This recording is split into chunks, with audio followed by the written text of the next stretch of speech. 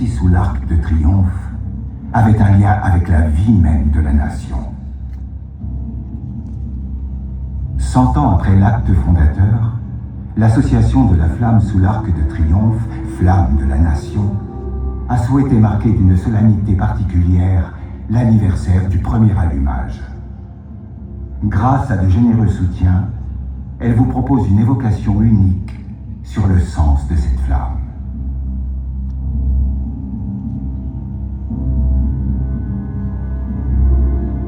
L'allumage de la flamme eut lieu le 11 novembre 1923, 5 ans après un autre 11 novembre, dans lequel il trouve sa source. Un 11 novembre qu'il nous faut comprendre.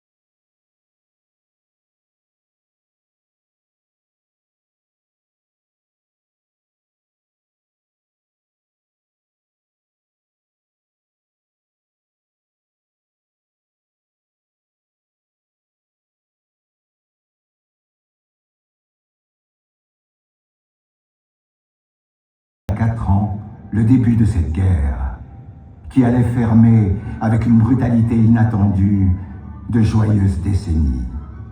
Une page de belle époque.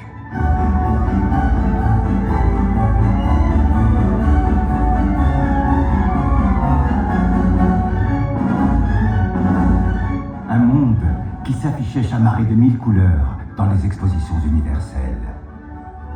Une France enivrée par la course au progrès, la découverte des bains de mer, des villes d'eau, le tramway, l'avion, les grands boulevards qui s'animent et s'illuminent par la magie de la fée électricité.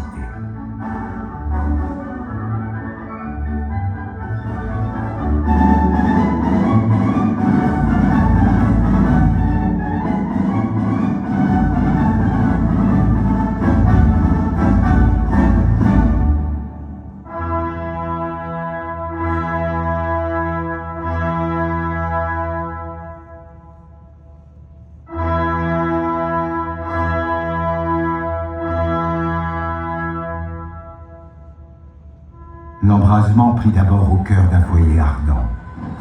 Chaudière de locomotive, acheminant à toute vapeur, par une mobilisation d'une efficacité stupéfiante, les conscrits vers leur destin.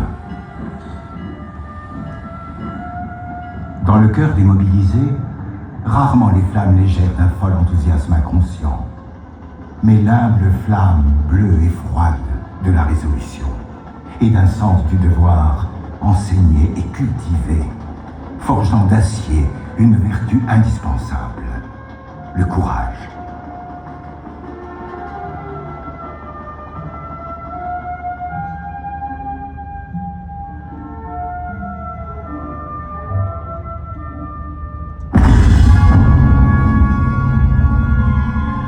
Le courage, ses vertus, cette résolution vont être poussées dans leurs retranchements les plus profonds.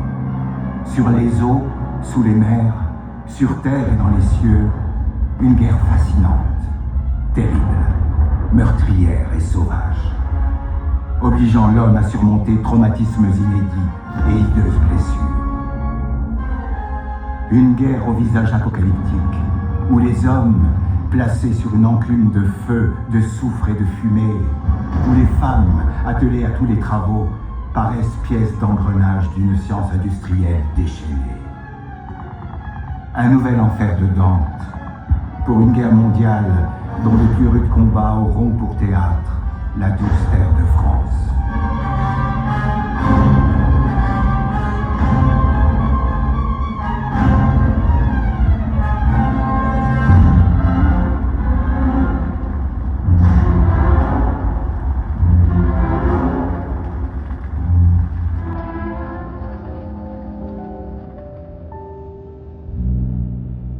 Somme, Artois, Chemin des Dames, la Marne, nom de courbes vallonnées et de rivières, nom de bataille que la Grande Guerre a égrené au rythme des saisons, devenu supplice pour la terre, pour ces hommes qui l'aimaient, la cultivaient.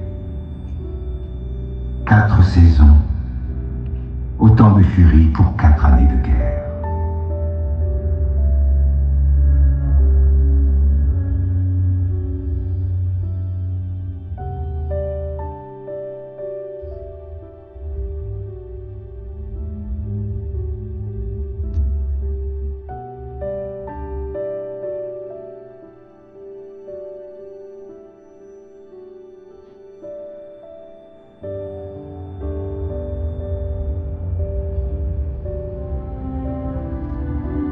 Et enfin, la victoire, au cœur de novembre, mois des défunts. Comme un printemps automnal, elle donne l'occasion d'un fleurissement soudain aux plants vivaces, aux fleurs amères. Partout, les monuments à nos morts victorieux sortent de terre. La victoire, célébrée sur l'avenue au nom prédestiné, 1000 invalides en ouvrent le triomphal défilé. Fleurs de joie, fleurs de peine, couronne de laurier vainqueur, couronne mortuaire au poids trop lourd pour une nation victorieuse, blessée au cœur. 350 000 disparus demeurent sans sépulture, et leurs proches errent comme des âmes en peine, ne sachant où déposer le fardeau de leur douleur. La dépouille d'un soldat anonyme sera choisie pour apaiser l'absence, en un dernier espoir. Le lieu de son repos, Victor Hugo, poète visionnaire, l'avait prévu. Non, tu n'es pas fini, quoique tu sois superbe. À ta beauté royale, il manque quelque chose.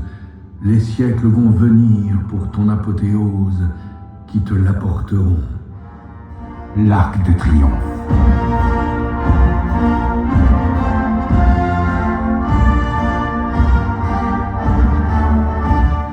Voulu par un empereur, achevé par un roi, anobli par l'humble dépouille d'un soldat.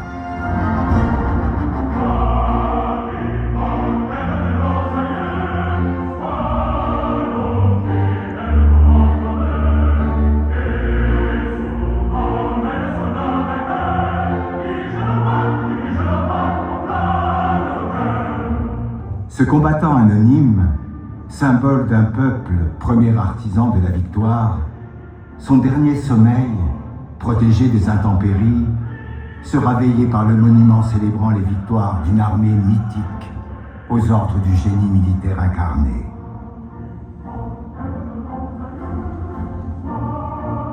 Cet humble soldat vainqueur, dont l'arc de gloire deviendra le mémorial, comment le choisir ?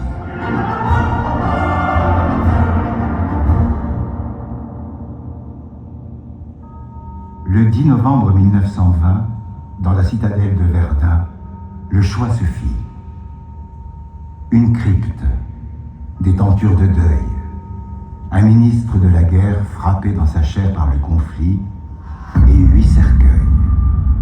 pour 8 soldats sans nom, issus de chacune des régions du front, fruits tombés, tirés de l'étalage d'une géographie de guerre.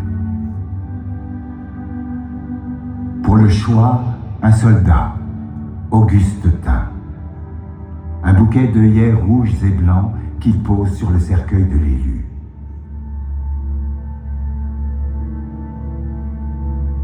Et là, dans la crypte silencieuse et humide, le temps s'efface. Des ombres bienfaisantes veillent, unissant des siècles de civilisation. En d'autres temps, sous les cieux de la première des démocraties, un même sacrifice pour défendre la patrie, un même hommage devant un cercueil, pour les guerriers tombés au champ d'honneur. L'hommage d'une mère à ses fils, citoyens morts pour la cité, où le destin de chaque membre est lié à celui de tous. Dans l'ombre de la crypte illuminée, doucement, la France et Athéna inclinent la tête et sourient. Une tombe sous l'arche triomphale, belle et solennelle, au cœur de la capitale, mais froide, si froide, minérale, à peine suffisante pour la douleur, à la peine pour expliquer la leçon à tirer de la grande épreuve. Comment rappeler que les vertus qui ont poussé les Français de 14 au don de soi, au sacrifice suprême, restent d'actualité, demeurent nécessaires. Pour que le souvenir des morts embrase la volonté de vivre de la nation, il faut une flamme. Une flamme comme un phare pour guider les âmes en peine au cœur d'un océan de douleur. Une flamme comme ces lanternes des morts jadis au bord des chemins pour que le passant ait une pensée, une prière pour l'âme défunte qui avait quitté la terre mais demeurait immortelle. Une flamme pour chasser les ténèbres de l'oubli.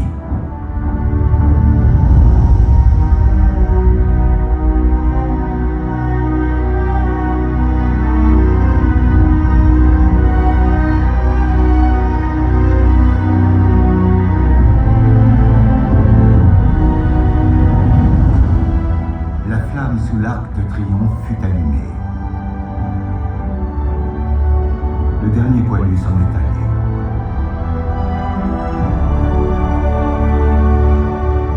D'autres combats ont suivi. Des défaites, des victoires, des morts pour la France, toujours. Pour eux, la flamme brûle nuit et jour, ravivée chaque soir par une main sans cesse nouvelle, souvent de jeunesse. Une flamme qui brûle, qui veille, fidèle, afin que le tombeau des morts soit le cœur des vivants.